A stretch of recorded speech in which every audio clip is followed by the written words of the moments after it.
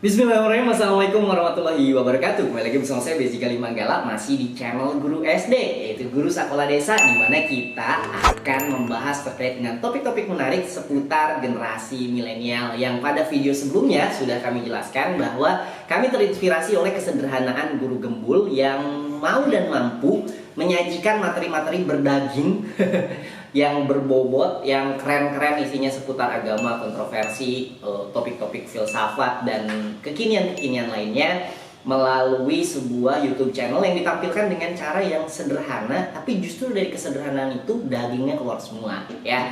Jadi kami terinspirasi oleh channel YouTube tersebut, kami meniru kesederhanaannya, nggak perlu ribet-ribet nunggu studio jadi dan lain sebagainya. Kita mulai aja. Di kesempatan kali ini kami akan membahas tentang sisi-sisi positif dari game, sebuah topik yang kontroversial mungkin bagi sebagian orang, karena banyak orang yang menganggap, terutama para orang tua yang gelisah dengan fenomen anak-anak kecil sekarang udah mau pada nggak ke sekolah, ya, di rumah kerjanya main game online. Wah, ini bahaya atau enggak? Kita coba kupas di video kita yang berikut ini.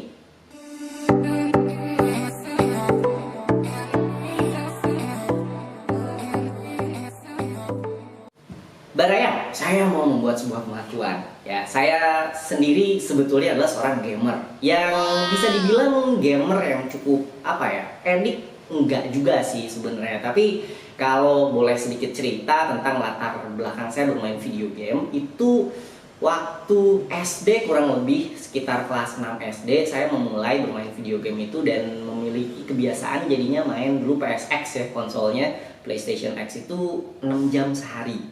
Edit, ya tergantung cara kita melihatnya.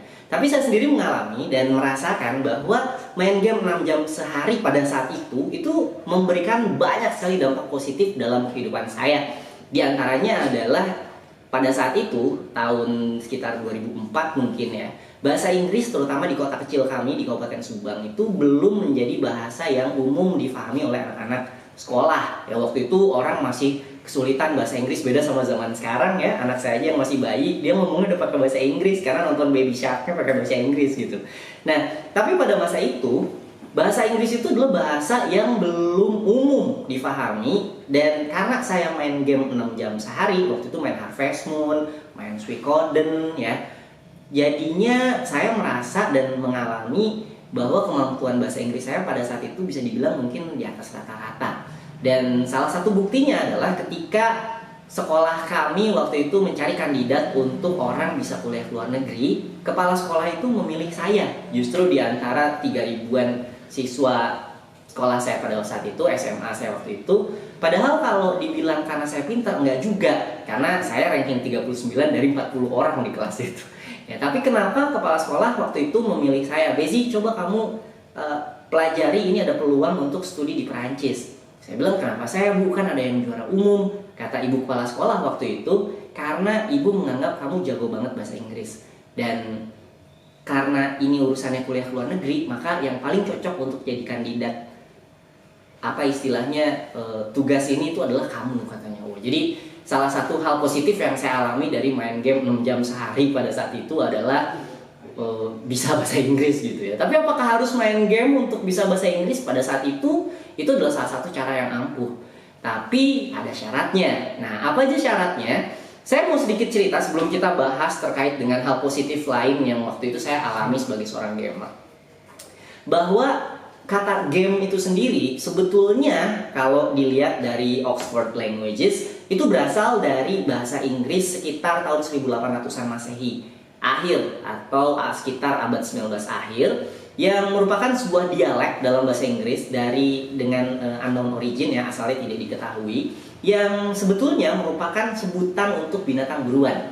Jadi game asal katanya itu adalah dari kata game yang merupakan dialek bahasa Inggris pada saat itu yang ditujukan untuk menunjukkan binatang buruan. Jadi orang-orang pada zaman itu kan senang berburu, ya. Jadi beruang, senang berburu kijang, mungkin berburu babi hutan. Nah, itu semua disebutnya game. Nah, sehingga ada juga istilah yang dikenal sebagai big game atau binatang-binatang buruan yang besar. Jadi game itu asal mula katanya, kalau kita merujuk ke kata game dalam bahasa Inggris, itu asalnya adalah dari kata binatang buruan. Sehingga di Inggris atau di Eropa sana itu juga muncul profesi-profesi yang disebut sebagai gamekeeper. Ya, salah satu contohnya adalah Hagrid dari seri Harry Potter. Kalau teman-teman perhatikan, profesinya dia itu bukan guru dari ilmu tentang binatang buas sihir ya. Tapi posisi Hagrid di Harry Potter itu adalah gamekeeper sebetulnya. Gamekeepernya Hogwarts. Jadi area di mana banyak binatang buruan atau hutan kecil atau totoang kalau kata bahasa Sundanya mungkin ya, itu di dalam bahasa Inggris disebut sebagai game. Nah, tetapi kalau kita merujuk ke dalam bahasa Indonesia, permainan yaitu artinya adalah suatu aktivitas yang memiliki satu set aturan tertentu yang dimainkan oleh beberapa orang untuk tujuannya adalah memenangkan atau mencapai goal yang ditentukan di dalam permainan tersebut. Nah, itu istilah atau terminologi dari permainan. Therefore, kalau kita melihat dari sejarahnya, permainan itu memang sebetulnya kalau secara budaya, saya pernah belajar juga ngobrol sama salah seorang foundernya Kumara. Di Bandung ada satu komunitas atau bahkan mungkin perusahaan ya yang memperkenalkan permainan-permainan tradisional. Kang Eko waktu itu saya ketemu di campnya Bu Septi Penny Wulandari, camp tentang parenting. Kang Eko Kumara bercerita bahwa yang namanya permainan itu sebetulnya digunakan oleh budaya bangsa kita ya, oleh para leluhur kita itu sebagai bentuk pendidikan. Jadi kalau kita melihat sejarahnya, ada misalkan permainan petak umpet. Nah, petak umpet itu sebetulnya di develop atau diciptakan oleh para leluhur kita, orang-orang zaman dulu itu untuk melatih kecerdasan dan kecerdikan anak, juga kemampuan anak misalkan secara fisik ya, dalam berlari, mengejar temannya, bersembunyi, membuat taktik dan strategi dan lain sebagainya. Dan banyak juga permainan-permainan lain yang dilakukan atau di apa istilahnya digunakan untuk melatih kemampuan seseorang. Contohnya catur misalkan, ya, suatu permainan yang berasal dari Persia ya, sekitar abad saya nggak tahu abad zaman kapan, dari Timur Tengah lah pokoknya. Itu adalah permainan yang dibuat untuk melatih strategi seseorang. Nah, kemudian juga banyak permainan-permainan lain. Seperti misalkan kalau di dalam tradisi Islam ada juga hadis yang menyarankan ya, Rasulullah menyarankan umatnya untuk mengajari anak-anaknya berkuda, memanah dan berenang dan bergulat. Itu kan jenis-jenis permainan sebetulnya. Tentunya bukan manah-manahin orang lewat, bukan gitu ya. Tapi belajar mengejar satu tujuan, yaitu menancapkan anak panahnya ke target untuk melatih ketepatan dan keahlian anak. Berkuda, bagaimana mengendarai kuda, berenang, itu kan permainan-permainan yang dilatih juga untuk melatih, yang diciptakan untuk melatih ketangkasan anak, salah satu hikmahnya. Walaupun permainan itu juga tidak selalu untuk latihan. Di beberapa abad tertentu misalkan permainan juga bisa digunakan sebagai alat propaganda misalkan. Seperti di episode Guru Gembul yang satu ini, beliau membahas tentang permainan songlah yang dikenal oleh orang-orang di Jawa Barat misalkan. Saya tahu di Jawa Tengah juga mungkin ada, di Nusantara ini, yang konon katanya menurut penuturan dari Guru Gembul, permainan ini diciptakan oleh para misionaris ya, untuk memperkenalkan agama tertentu di Nusantara seperti itu. Ya, jadi permainan ini memang tujuannya banyak, tapi most of them banyak atau sebagian besar diantaranya adalah tujuannya itu untuk memang melatih ketangkasan.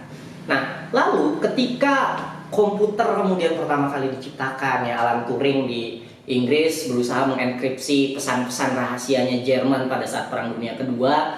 Kemudian terciptalah satu mesin yang disebut komputer untuk memecahkan sandi-sandi rahasia itu secara otomatis, dan kemudian dikembangkan lagi sehingga muncullah di satu momen tertentu apa yang disebut sebagai video game pertama. Apa itu video game pertama? Video game pertama itu muncul dari keisengan. Bukan keisengan juga sih sebetulnya, respon tes yang dilakukan oleh para programmer zaman dulu itu ya. Mereka pengen tahu kalau misalkan pemrograman ini diaplikasikan, hasilnya akan seperti apa, ngeresponnya seperti apa dan lain sebagainya. Dan muncullah permainan video game yang pertama, atau permainan yang ditampilkan dalam bentuk audio atau video ya. Video yang judul permainannya itu adalah Pong. Nah, jadi permainannya simpel banget ya.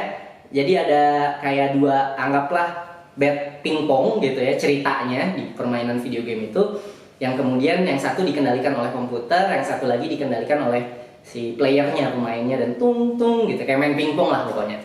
Nah, itu video game yang pertama, yang kemudian seiring dengan berjalanan waktu ya berkembang terus sehingga muncul konsol video seperti misalkan Nintendo, ya kemudian PlayStation, kemudian PS2 dan seterusnya yang juga muncul permainan-permainan komputer ya, kita kenal mungkin Solitaire ya dulu kalau Microsoft, atau misalkan banyak lah permainan yang lain, The Sims misalkan buat yang seneng main.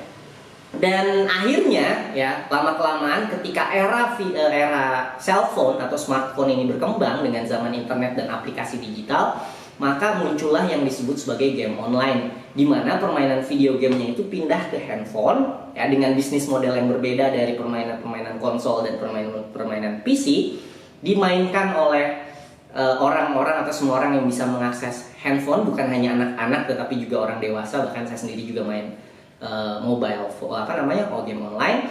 Dan disinilah muncul satu hal yang istilahnya ya, menimbulkan adiksi. Kenapa? Karena berbeda dengan bisnis plannya misalkan PC game atau konsol game, di mana pada saat itu tahun 97-an sampai tahun 2004 saya masih main PSX gitu ya, sampai 2007 udah main PS2 dan seterusnya. Itu bisnis modelnya para game developer itu adalah mereka jualan kepingan CD.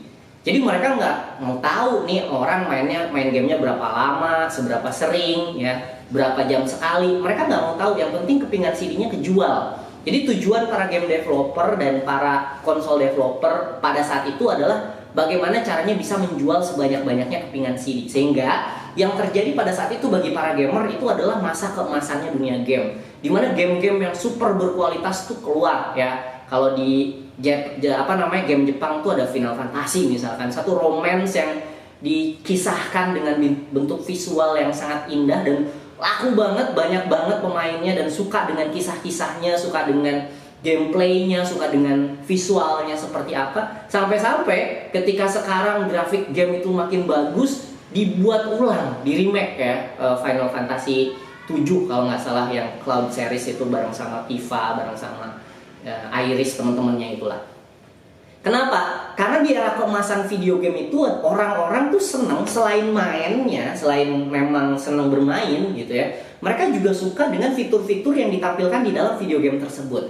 Di antaranya fiturnya itu adalah gameplay, OST-nya ya, yang sampai sekarang masih suka diputar tuh di TV-TV, ada OST-nya Legend of Mana misalkan, atau OST Suikoden gitu kan yang sering diputar di TV-TV. Kemudian juga grafiknya, walaupun masa itu grafik tuh belum bagus-bagus banget, tapi setidaknya bisa memvisualisasikan imajinasi para pemain game tersebut ya.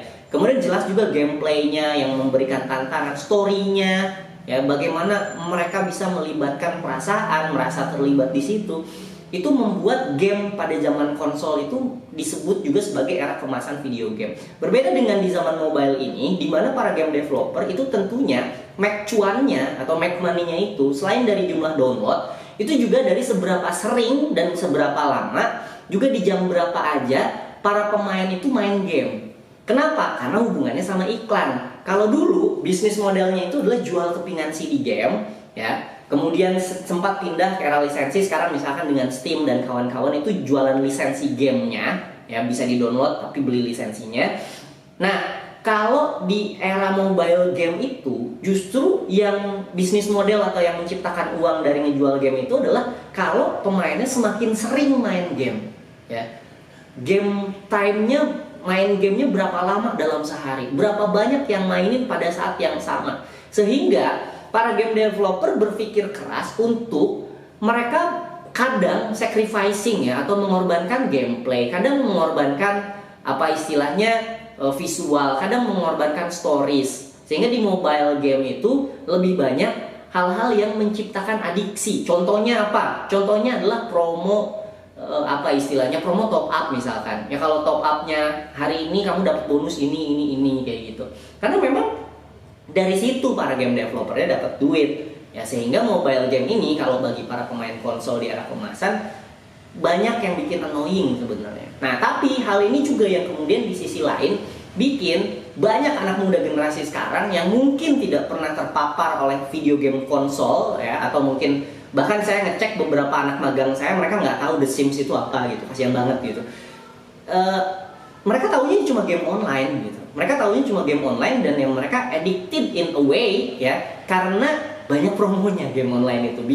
Bikin kalau nggak main lagi tuh, sayang nih mesti check in, nih mesti banyak lah hal-hal seperti itunya. Jadi memang game online itu para ibu-ibu ya, orang tua yang khawatir dengan anak-anaknya, dibuat untuk bikin si anak itu merasa bersalah kalau mereka sampai nggak main. Nah itu yang kemudian salah satu hal yang menciptakan adiksi. Padahal seperti saya sampaikan tadi di dalam sejarahnya, game yang kemudian bertransformasi menjadi video game itu merupakan alat simulasi dan alat stimulasi perkembangan yang sangat baik kalau menurut saya sebagai seorang gamer yang saya rasakan. Bukan hanya dalam hal bahasa Inggris ya, game-game permainan misalkan olahraga seperti sepak bola itu diyakini oleh para peneliti game itu bisa membantu atau melatih ya koordinasi antara mata, tangan ya. Kemudian juga melatih refleks. Itu kalau untuk game-game permainan sifat olahraga misalkan. Kalau saya pribadi, saya senangnya main gamenya yang genre-nya itu RPG atau RTS ya, real time strategy. Yang dimana game-game tersebut itu kalau RPG misalkan role playing game itu, jadi kita main kayak baca novel, tapi karakter utamanya kita yang mainin. Nah, nanti akan ada banyak dialognya di situ, ada storyline-nya. Ya, game favorit saya paling suka itu adalah Suikoden misalkan. Suikoden itu selalu berkisah tentang seorang anak muda, ya, ini keywordnya. Karena game Suikoden itu ada beberapa seri. Suikoden itu selalu berkisah tentang seorang anak muda yang terusir dari kampung halamannya karena suatu fitnah misalkan atau suatu kekacauan gitu ya. Yang kemudian dia berjuang di tanah musuh ya. Di tanah musuh atau dia berjuang bersama musuhnya yang akhirnya dia bisa bersama orang yang dianggap oleh musuh negaranya itu berbuat baik, menyebarkan kebaikan sehingga dia mendapatkan simpati dari banyak orang. Banyak orang bergabung dengan anak muda ini dan dia juga membantu menyelesaikan masalah di banyak tempat sampai dia punya cukup pasukan untuk menyerang kembali negaranya, merebut kembali negaranya dan mengembalikan kedamaian di negaranya itu. Ya, kok ini genre yang menurut saya penuh dengan pesan moral dan simulatif juga karena storyline-nya itu banyak juga hal-hal yang sifatnya politik yang di satu sisi cukup ringan untuk dikonsumsi oleh seorang anak kecil. Saya main waktu itu masih SMP, tapi juga kaya ya akan pengetahuan-pengetahuan terkait dengan hubungan internasional, terkait dengan pengaruh budaya, perang, perdagangan. Ya, walaupun mungkin nggak semua anak juga bisa mencerna itu, tetapi unsur itu ada. Yang kalau kamu atau kita atau saya pada saat itu main gamenya dengan serius, dibaca satu-satu skripnya, didalami pendalaman karakternya, perkembangan karakternya, ya bener-bener kayak baca novel aja. Nah, baca novel tapi versi lebih asiknya karena kita ikut terlibat di dalam situ. Dan karena kita ikut terlibat di dalam situ, otomatis ada nilai plusnya juga yang membedakan dari sekedar baca novel. Karena di situ kita ikut membuat keputusan, kita ikut melakukan simulasi membuat strategi perang, kita ikut hadir di dalamnya sehingga nilai-nilai atau pengalaman-pengalaman yang didapatkan oleh si tokoh utamanya itu menempel secara jauh lebih dalam ke dalam diri kita. Kalau di dalam dunia training itu disebutnya sebagai internalisasi. Jadi nilai-nilainya itu terinternalisasi. Itulah kenapa tadi saya sebut bahwa video game itu bisa jadi merupakan bentuk simulasi yang baik ya, untuk merangsang kecerdasan, kedewasaan, wawasan ya, dan pengalaman seseorang untuk bisa mengambil nilai-nilai positif dari game yang video game dalam genre tertentu yang ditawarkan. Ada juga misalkan real time strategy seperti permainan favorit saya Age of Empire atau misalkan Romance of Three Kingdoms ya. Kemudian juga saya sekarang lagi main Civilization 6 yang di dalamnya mengandung unsur-unsur tentunya strategi sama kayak main catur tapi lebih kompleks ya. Dan selain lebih kompleks di dalamnya juga biasanya ada banyak gimmick, misalkan berupa unsur sejarah di situ. Jadi dari main Age of Empire dulu saya jadi suka banget sama yang namanya sejarah. Bahkan saking sukanya saya sama yang namanya sejarah, waktu SMA saya sampai pernah diajak oleh guru sejarah saya untuk bantuin ngajar, jadi asisten ngajar. Jadi saya anak IPA lagi praktikum biologi, waktu itu saya dipanggil sama guru sejarah suruh ngajarin sejarah di kelas IPS. Jadi menarik ya. Dan dari mana saya punya banyak pengetahuan terkait sejarah? Dari Romance of Three Kingdoms, dari kemudian Age of Empire misalkan. Dan sekarang saya baru tahu bahwa Civilization itu game yang menceritakan banyak sekali apa istilahnya unsur-unsur sejarah yang merangsang kesukaan saya terhadap sejarah. Hal positifnya apa? Kalau cuma suka sejarah doang gak usah main game. Beda ya. Karena kita main game otomatis minat dan balik lagi tadi ya, simulasi keterlibatan itu juga sangat mempengaruhi banyak hal yang kemudian menjadikan khususnya bagi saya pribadi itu perjalanan saya ke Eropa pada saat itu menjadi jauh lebih bermakna. Bahkan saya diminta untuk menjadi penyiar waktu itu di Radio PPI Dunia oleh teman-teman radio, karena saya di forum mahasiswa itu dikenal sebagai anak yang pintar kalau ngomongin sejarah. Jadi bermanfaat dari main game ya, kemudian seneng ngomongin sejarah di forum, habis itu diangkat jadi penyiar radio, habis itu di umur 19 tahun saya pada saat itu menjadi wakil direktur termuda di Radio PPI Dunia. Jadi bermanfaat main game, sangat bermanfaat bagi saya pribadi.